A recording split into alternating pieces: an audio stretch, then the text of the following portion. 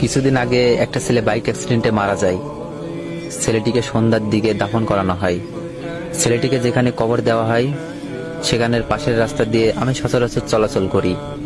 একদিন রাত 11টার দিকে যাওয়ার সময় বোবা কান্না ভেসে আসছে সেই নতুন কবর থেকে। প্রথমে ভয় পেলেও পরে খেয়াল করে দেখি ছেলেটার বন্ধু কবরের পাশে বসে কান্না করছে আর তার জন্য দোয়া করছে। শুনেছি কেউ অ্যাক্সিডেন্টে মারা গেলে আল্লাহ তাকে শহীদের সম্মান দেন। হে আল্লাহ, তুমি আমার বন্ধুকে শহীদের সম্মানটা দিও। সেই জায়গা থেকে আসার পর থেকে ভাবছি ছেলেটা কত ভাগ্যবান, এমন একটা বন্ধু পাশে পেয়েছে জীবনে। আল্লাহ, হাজারটা বন্ধুর দরকার নাই, এমন একটা বন্ধু দিও যে কবরের পাশে বসে কান্না করবে। আমিন।